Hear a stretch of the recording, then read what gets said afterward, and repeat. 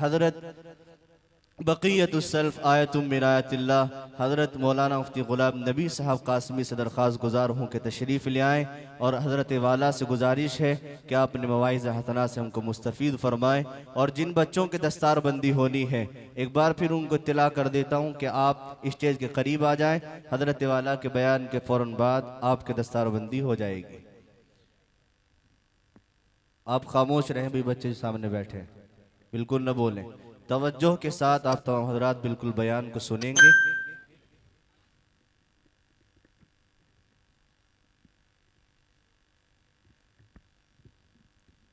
अच्छा माशाअल्लाह।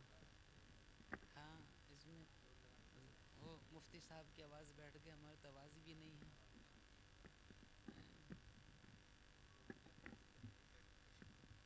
अच्छा,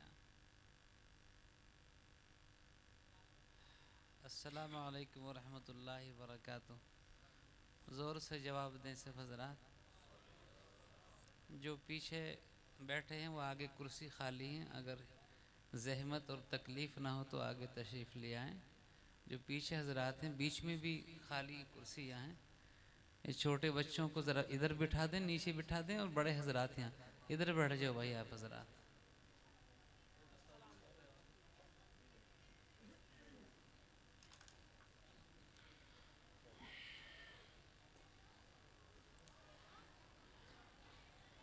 ये जो नौजवान कोने में बैठे ये भी आ जाए मेरे पास को। आ जाओ, हिम्मत करके आ जाओ। एक काली जवार कट में है, आ जाओ, आ जाओ, हिम्मत करके आ जाओ। अभी आपके सामने हमारे बड़े मुक़र्रिर हज़रत मौलाना मुफ्ती अब्दुल समी साहब का इंशाअल्लाह तफसीली खिताब होगा। और मेरे करम फरमा हज़रत क़ारी अनवार हुसैन साहब दामद बरक़ात भी यहाँ पर तशरीफ़ फरमा हैं।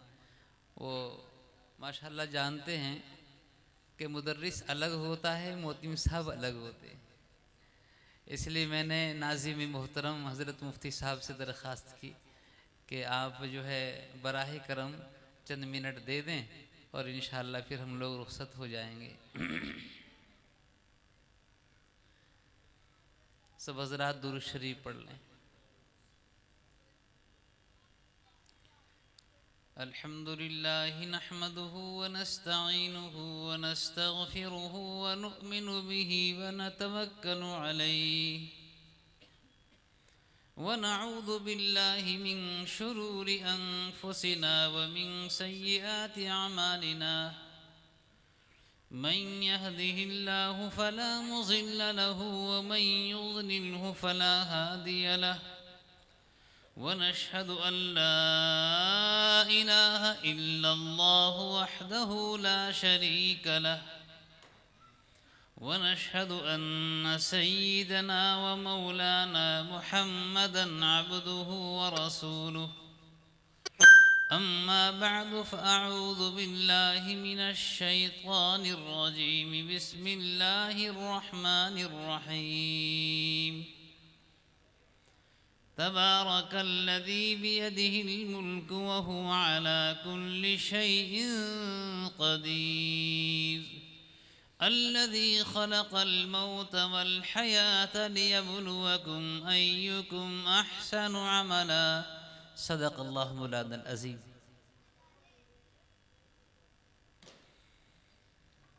मोहतरम बुजुर्गों और दीनी भाइयों,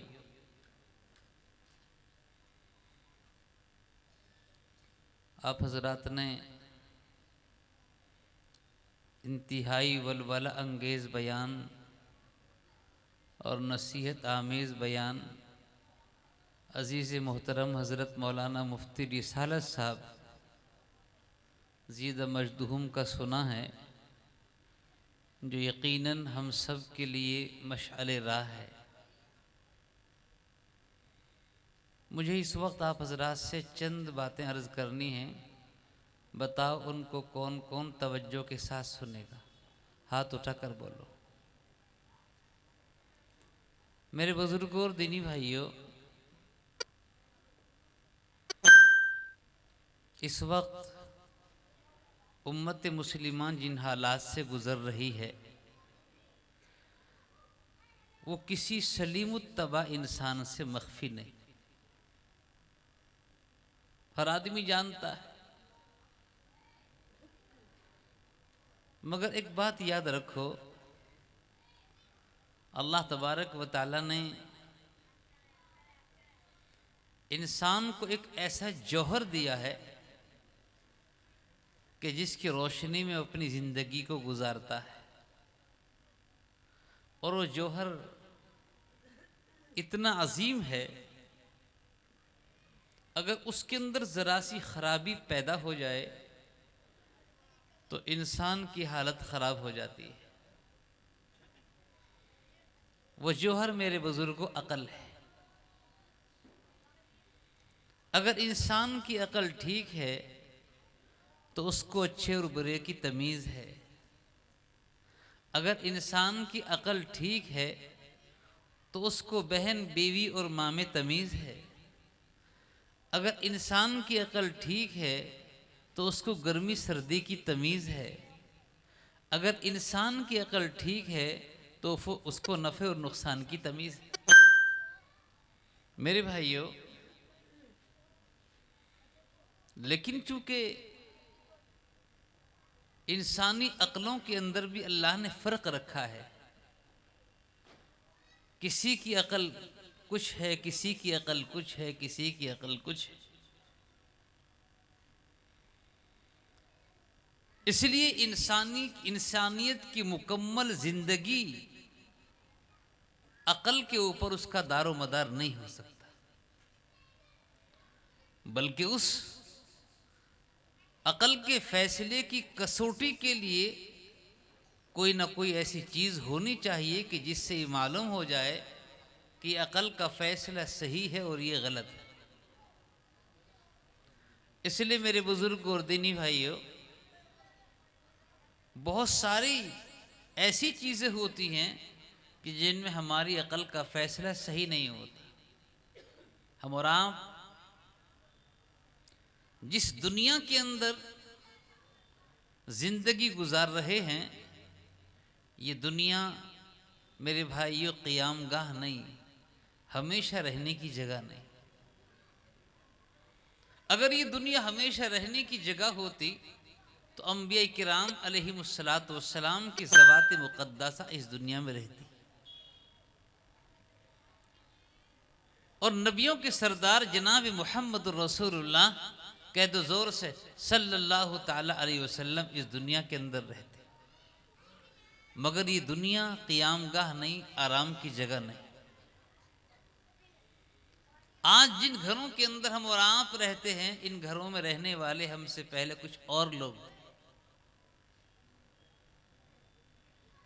जिन रास्तों में और गली कूचों में और आप चल रहे हैं, इन रास्तों पर, इन गली कूचों में चलने वाले पहले कुछ और लोग थे।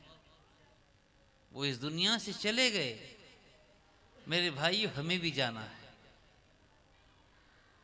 मेरे हजरत वाला शाह हरदोई रहमतुल्लाह अलैह नव्वरल्लाहु मरक़दहु बर्रदल्लाहु मज़हु इरशाद फरमाया करते थे कि जो भी इस दुनिया में आया है उसको जाना है, मगर ये सोच लो क्या क्या लेकर जाना है।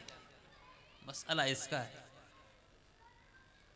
ये सोचने की बात है कि हमें क्या लेकर जाना है।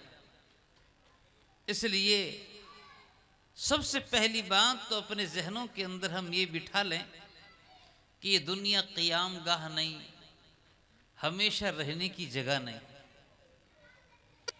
और दूसरी बात मेरे नौजवान दोस्तों, ये दुनिया आराम गाह नहीं, ये दुनिया आराम की जगह नहीं है। कोई आदमी ये चाहे कि मैं अपनी दौलत के जरिए से इस दुनिया के अंदर राहत और आराम को इख्तियार कर लूं, ऐसा नहीं हो सकता। राहत और आराम और है, और सामान्य राहत और आराम और है। आप अपनी दौलत के जरिए से उम्दा गाड़ी खरीद सकते हैं, उम्दा बंगला खरीद सकते हैं, कोठी ले सकते हैं, जमीन जायदाद और बागात खरीद सकते हैं, मगर राहत और आराम आपको मिल जाए ये जरूरी नहीं। बड़े बड़े मालदार, कोठी और बंगले वाले और करोड़ों अरबपति लोग, उनके दिल से जाकर पूछिए कि आपको सुकून भी है? कहा कि दिल का सुकून नहीं मिलता। सारी चीज़ें मौजूद हैं। इसलिए बुजुर्ग और दीनी भाइयों, ये दुनिया आराम गाह नहीं, आराम की जगह नहीं। अगर आराम की जगह होती तो जो औलिया हैं, अंबिया हैं, उनको आराम मिलता। मगर इस दुनिया के अंदर जो भी आया, वली से लेकर नबी तक, सबको इस दुनिया के हालात से वास्ता पड़ा है। जैसे हमारे यहां पर नौजवान बैठे हैं, ऐसे एक नौजवान बहुत ज्यादा परेशान, बहुत परेशान, किसी आलिम से मिलता कि हजरत मेरे लिए दुआ कर दो, मैं बहुत परेशान हूं। वो दुआ करते। किसी अल्लाह वाले से मिलता, वो दुआ करते। लेकिन हालात ये हुए कि एक अल्लाह वाले से उनकी मुलाकात हुई, और मुलाकात होने के बाद में उस अल्लाह वाले ने यूं कहा कि देखो मैं तुम्हें एक बात बताता हूं कि फला फला मौके पर और फला फला ज़माने में यहाँ से खिज़र अलैहिस्सलाम का गुज़र होता है, तुम उनसे मुलाकात कर लो, वो तुम्हारे हक़ में दुआ कर देंगे, तो अल्लाह ताला तुम्हारी मुश्किलात को आसान कर देगा। जो इंदा या बिंदा, जो आदमी मेहनत करता है और कोशिश करता है और किसी चीज़ की लगन में लग जाता है, तो अल्लाह ताला उसको अता फरमा देते हैं। ये नौजवान लग गया। हज़रत खिज़र अलैहिस्सलाम से मुलाकात हुई। मुलाकात होने के बाद इस आदमी ने यूँ कहा कि हज़रत मैं बहुत परेशान हूँ, मेरे लिए दुआ फरमा दीजिए, मेरी सारी परेशानियाँ ख़त्म हो जाएं। तो सुनो, खिज़र अलैहिस्सलाम ने यूँ फरमाया, ये दुनिया है, यहाँ सारी परेशानियाँ ख़त्म नहीं हो सकती। तो फिर क्या करूँ? हज़रत खिज़र अलैहिस्सलाम ने फरमाया कि तुम ऐसा करो कि दुनिया में जो आदमी तुम्हें सबसे ज़्यादा खुशहाल, आसूदा, पुरसुकून नज़र आए, तुम उसे तलाश करके रखो, मैं वैसी दुआ कर दूंगा, अल्लाह ताला तुम्हें वैसे कर देगा।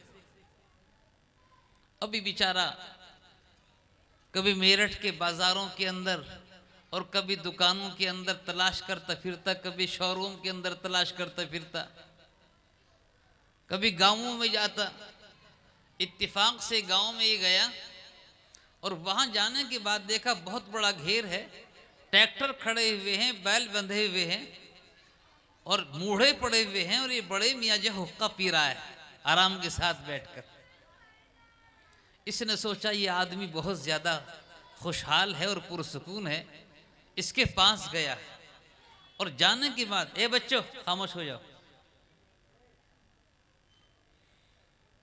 ये गया और जाने के बाद इसने कहा कि आप खैरियत से हैं? कि हाँ मैं ठीक हूँ। कि कोई परेशानी तो नहीं? कि नहीं। कि कोई बीमारी तो नहीं? कि नहीं कोई बीमारी नहीं। अब ये बड़ा बूढ़ा आदमी एक अजनबी आदमी से पूछ रहा है कि घर के हालात तो ठीक हैं। अब इसने कहा कि तुम कौन हो, कहाँ से आए हो, क्या बात है? इस बड़े मियाँ ने जब सवाल किया तो इस नौजवान आदमी ने यूं कहा कि देखो मैं बहुत ज़्यादा परेशान हाल हूँ और मेरी खिज़र अलैहिस्सलाम से मुलाकात है, और उन्होंने मुझसे ये वादा कर रखा है कि तुम किसी आदमी को तलाश कर लो जो तुम्हारी नज़र में सबसे पुरसुकून हो, अच्छा हो, मैं वैसी दुआ कर दूंगा, अल्लाह ताला तुझे वैसे कर देगा। लिहाजा मुझे आप ऐसे मालूम है जो बहुत ज़्यादा पुरसुकून है, तो मैं खिज़र अलैहिस्सलाम को आपके पास लाऊंगा और आपका चेहरा दिखाऊंगा कि मुझे मेरे लिए ऐसा दुआ कर दीजिए। उस बड़े मियाँ ने कहा कि अल्लाह के वास्ते मुझ जैसा होने की दुआ मत करा लेना। सुनो काम की बात, खुदा के वास्ते मुझ जैसा होने की दुआ मत करा लेना। कि अभी तो आप कह रहे थे कि हाँ मैं कह रहा था, सारे दिन यहाँ पर घेर की देखभाल करता हूँ, ट्रैक्टर की चौकीदारी करता हूँ, यहाँ पर इन गाय भैंसों को देखता हूँ और पूरा दिन हो जाता है, मुझे कोई रोटी का टुकड़ा घर से लाने वाला नहीं। लिहाजा मुझ जैसा होने की दुआ मत करा लेना। ये बेचारा मायूस वहाँ से आ गया। खिज़र अलैहिस्सलाम से मुलाकात हुई और मुलाकात होने के बाद पूछा, भाई कोई मिला? कि कोई नहीं मिला भी, कि और तलाश कर। इसने और तलाश किया, देखा कि एक शानदार शोरूम है कपड़े का, वहाँ पर एक आदमी बैठा हुआ है और सुबह से शाम तक वो नोट गिन रहा है, गले में डाल रहा है। उसने कहा क्या शानदार जिंदगी है, शोरूम है कपड़े का और पुरसुकून है। ये उसके पास गया, जाने के बाद अलेक सलेक की खैरियत तो है? कि हाँ मैं ठीक हूँ। कि कोई परेशानी तो नहीं? कोई परेशानी नहीं। कि घर में कोई परेशानी? कि नहीं। बीवी बच्चे ठीक हैं। एक अजनबी आदमी अगर मुझसे आपसे मालूम करेगा तो शक हो जाएगा। जब इस आदमी ने उससे मुख्तलिफ सवालात किए तो उसने पूछा, तुम कौन हो, कहाँ से आए हो, मुझसे क्यों पूछ रहे इस तरह की बातें?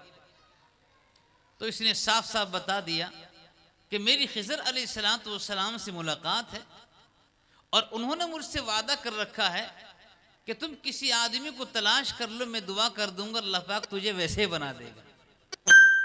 अब इस शख्स ने कहा कि खुदा के वास्ते मुझ जैसा होने की दुआ मत करा लेना।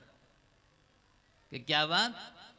कि सारे दिन यहां पर बैठा रहता हूं, नोट पर नोट गिनता रहता हूं, पूरा गल्ला भर जाता है और शाम के वक्त में मेरे लड़के और बच्चे आते हैं, पूरा गल्ला उठा कर ले जाते हैं, यूं भी नहीं पूछते कि तुम्हें 100 रुपए की 2 रुपए की जरूरत भी। इसलिए खुदा के वास्ते मुझ जैसा होने की दुआ मत करा लेना। खिज़र अलैहिस्सलाम से मेरे बुजुर्ग फिर मुलाकात हुई और मुलाकात होने के बाद पूछा, भाई कोई मिला? कि हजरत कोई नहीं मिला भी, क्या और तलाश कर। ये वाक़या हजरत थानवी रहमतुल्लाह अलैह ने लिखा है, मामूली बात नहीं। फरमाते हैं कि चांदनी चौक के अंदर ये आदमी गया और वहां देखा कि एक आदमी की दुकान है, सोने और चांदी हीरे जवाहरात की दुकान। सुर्ख और सफेद सफेद कपड़े उसने पहन रखे हैं।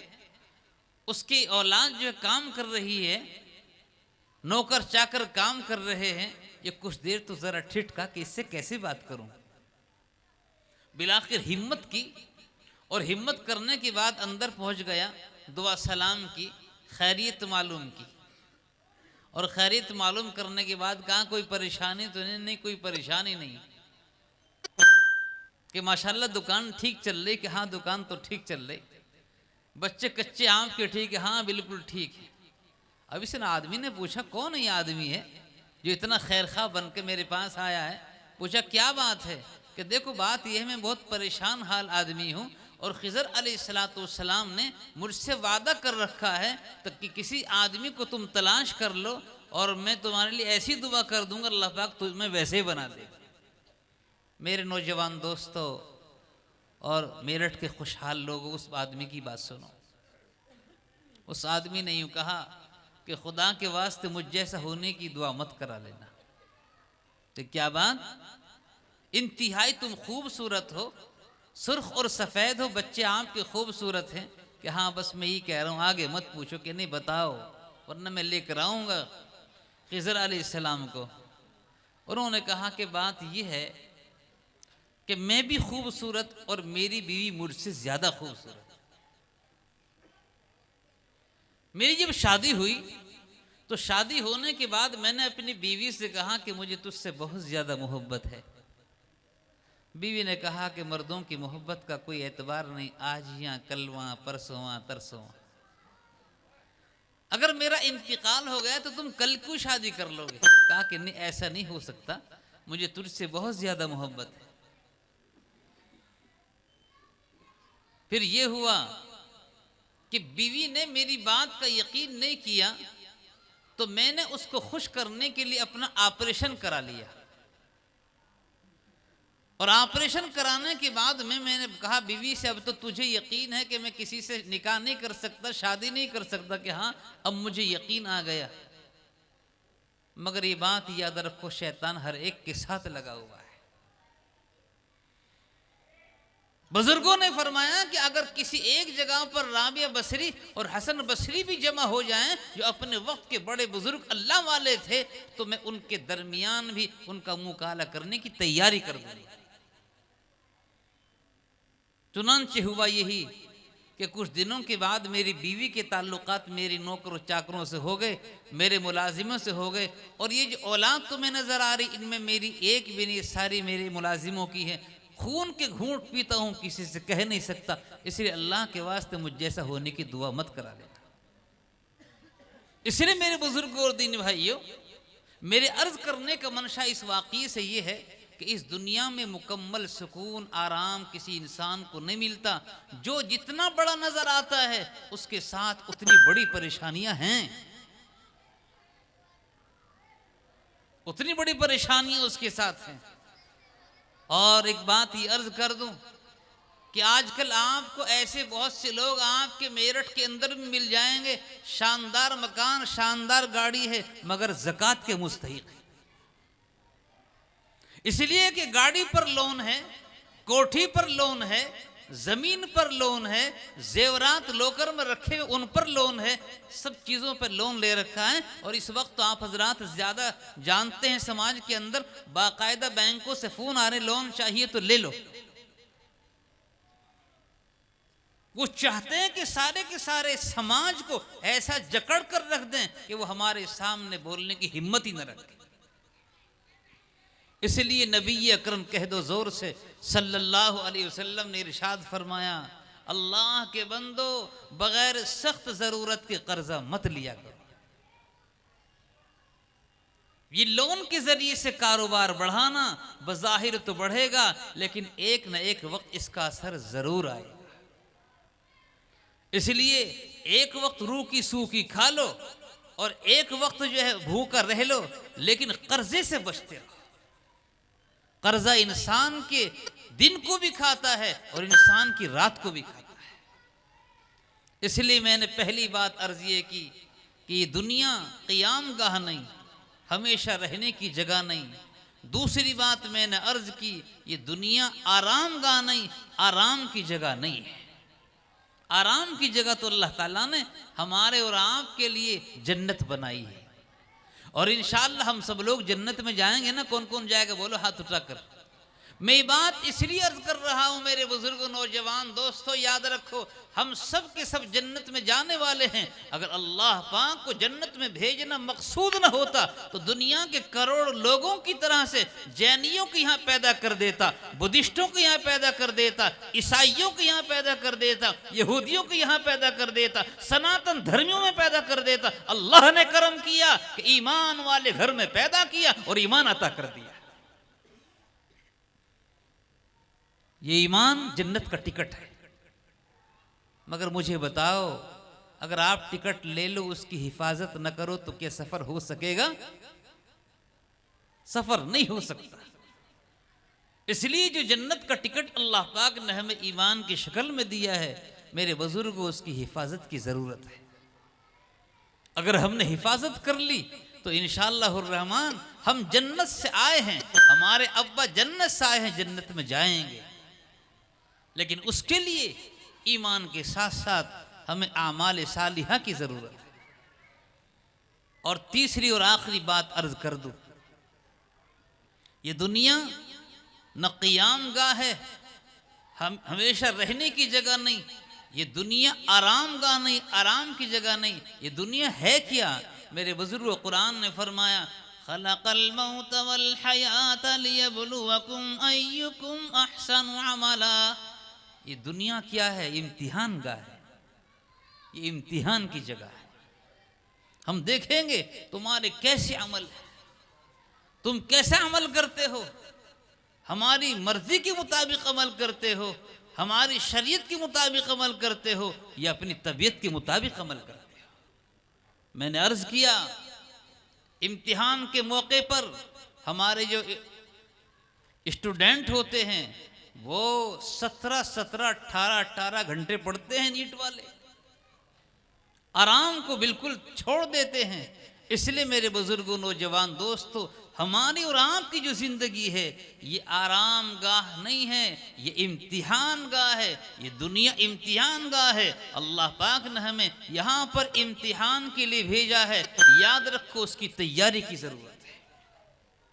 अब रहे वो हालात कि जो हालात हमारे हजरत मुफ्ती साहब ने बयान किए, मैं चंद बातें, अइम्मा यहाँ बैठे हैं, उलमा यहाँ बैठे हैं, मैं सब हजरात की खिदमत में दावत व तबलीग के साथ यहाँ बैठे हैं, एक बात अर्ज करता हूँ कि इन हालात के अंदर घबराने की और परेशान होने की जरूरत नहीं। हमारा अकीदा है मौत भी अल्लाह के कब्जे में है और जिंदगी भी अल्लाह के कब्जे में है। हमने आपने देखा कि बहुत सी मर्तबा बहुत बड़ा एक्सीडेंट होता है, उसके अंदर जानें ज़ाय होती हैं, मौत हो जाती है, मगर एक छोटा सा बच्चा करीब में पड़ा हुआ होता है, उसकी खराश भी नहीं आती,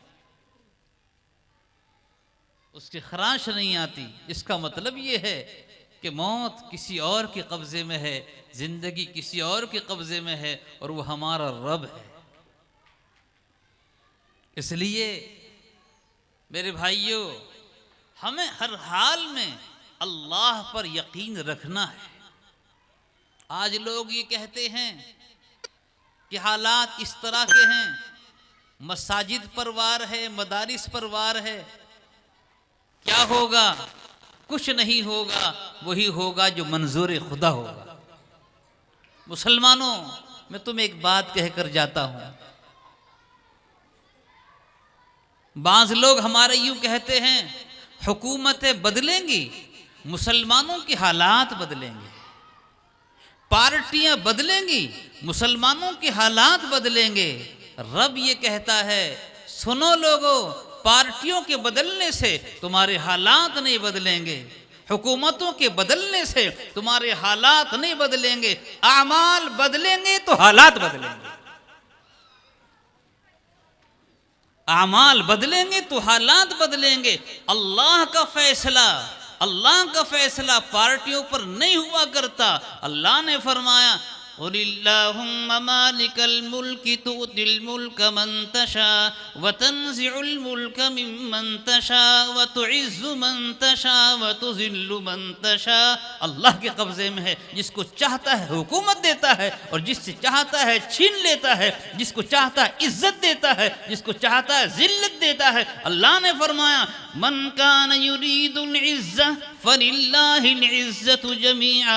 जो आदमी इज्जत का तालिब है, उसको समझ लेना चाहिए सारी की सारी इज्जत तो अल्लाह के पास है,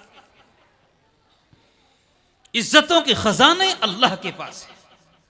इसलिए मेरे बुजुर्गों और दीनी भाइयों, खौफ को, हिरास को, दहशत को अपने जहनों से निकालो। अल्लाह की रस्सी को मजबूती के साथ पकड़ो। हुकूमतों के बदलने से हमारे हालात नहीं बदलेंगे और पार्टियों के बदलने से हमारे हालात नहीं बदलेंगे। मैं इस सिलसिले में जाना नहीं चाहता। इस वक्त में जो हालात हैं, अल्लाह तबारक व तआला पूरे मुल्क की हिफाजत फरमाए। मेरे बुजुर्गों, जब अल्लाह चाहता है तो बड़े अजीब हालात पैदा करता है। हजरत वाला थानी नव्वरल्लाहु मरकदहू ने वाक़या लिखा कि कुछ चोर चोरी करने के लिए चले और जाकर एक मकान में घुस गए। अंदर जाकर देखा तो मियाँ बीवी वो कमरे के अंदर सो रहे हैं। सोचा कि इनकी चारपाई को बाहर निकाल दें और कमरे की कुंडी अंदर से लगाकर आराम से चोरी करेंगे। इन्होंने अपने प्रोग्राम के मुताबिक मियाँ बीवी की चारपाई को बाहर निकाला और अंदर से कुंडी बंद की और कुंडी बंद करते रहे। और उसके बाद में कहीं से पैसे निकाले, कहीं से कपड़े निकाले, कहीं से जेवरात निकाले, खुशी खुशी माल को जमा कर रहे हैं। अल्लाह का करना ऐसा हुआ कि मकान की छत इनके ऊपर गिर पड़ी। चोर थे, चोरी करने आए थे, नुकसान पहुंचाने आए थे, उनकी जिंदगी को तबाह करने आए थे। इन पर फाके गुजरेंगे, परेशान होंगे, मगर अल्लाह की कुदरत बहुत बड़ी है। जब छत गिरी, छत गिरने के बाद आवाज हुई, महल्ले वाले जागे, मियाँ बीवी की चारपाई बाहर है, सोचा कि हमारा कितना बड़ा मोहसिन है कि हमारी चारपाई को बाहर निकाल दिया। सुभान अल्लाह कह दो। हमारा कितना बड़ा मोहसिन है, मकान की छत गिरी हुई है, अगर हम अंदर होते तो हमारा क्या हाल होता। वो इतना बड़ा हमारा एहसान करने वाला है, हमारी चारपाई को बाहर निकाल दिया, उसका शुक्रिया कैसे अदा करें। हजरत वाला थानवी नव्वरल्लाहु मरकदहु इरशाद फरमाते हैं, मुसलमानों याद रखो, इससे दो बातें मालूम होती है। एक बात तो ये मालूम होती है कि जिंदगी भी अल्लाह के कब्जे में है और मौत भी, बोलो जोर से, जिंदगी भी अल्लाह के कब्जे में है और मौत भी अल्लाह के कब्जे में है। और दूसरी बात ही मालूम हुई, जब अल्लाह चाहता है तो दुश्मनों से भी हिफाजत करा देता है।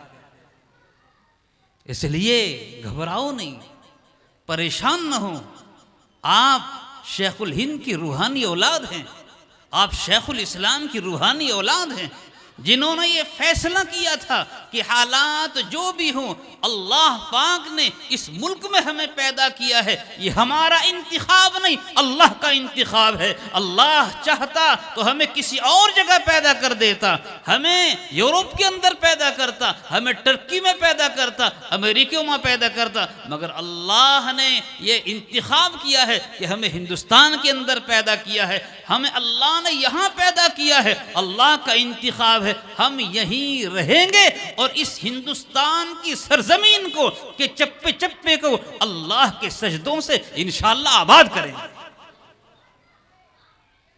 इसलिए न घबराएं, न परेशान हों, हालात आते हैं चले जाते हैं, सिर्फ करने की जो ज़रूरत है मेरे बुजुर्गों, ज़रूरत यह है कि हम अल्लाह पर नज़र रखें, अल्लाह की रस्सी को मजबूती के साथ पकड़ें और एतमाद कामिल के साथ रहें। और ये मुल्क हमारा घर है, इस मुल्क के अंदर फसाद होना, इस मुल्क के अंदर झगड़े होना, ये बड़े नुकसान की बात है।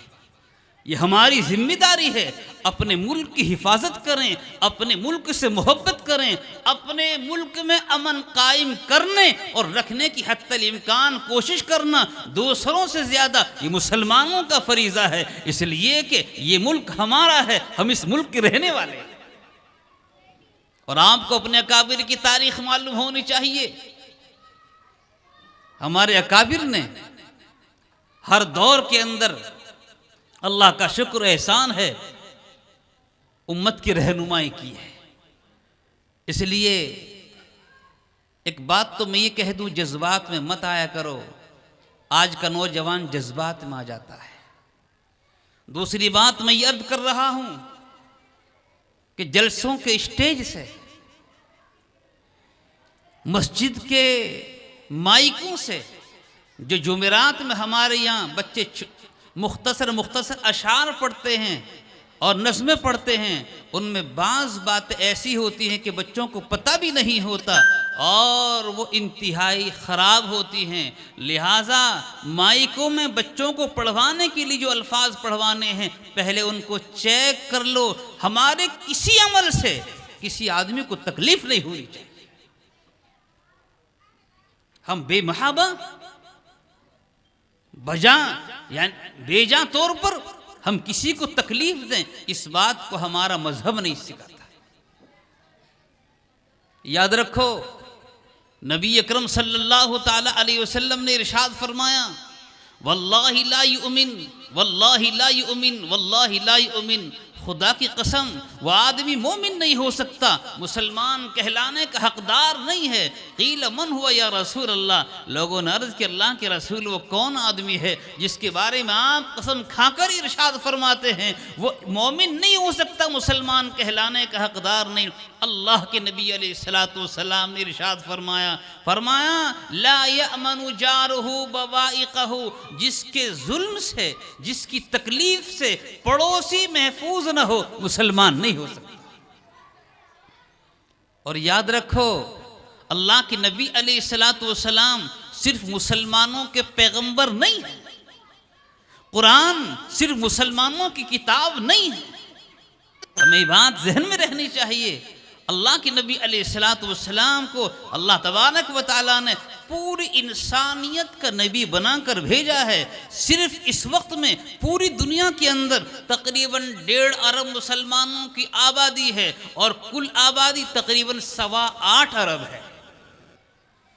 इसलिए अल्लाह तबारक व तआला ने अपने पैगंबर को तमाम इंसानों का रसूल बनाकर भेजा है, चाहे वो जाहिर के एतबार से यहूदी हो, ईसाई हो, बुद्धिस्ट हो, जैनी हो, सनातन धर्मी हो, जनाब मुहम्मद रसूलुल्लाह सल्लल्लाहु अलैहि वसल्लम तमाम के पैगंबर हैं। अल्लाह का कुरान तमाम के लिए किताब हिदायत है। मुसलमानों को कान खोलकर ये बात सुन लेनी चाहिए। अगर हम अमल नहीं करेंगे, अल्लाह रब्बुल आलमीन ने फरमाया इन यशायुद्हिबकुम अय्युहन्नास व याति बिआखरीन, तुम्हारी ज़रूरत नहीं है मुझे अपने दीन के लिए।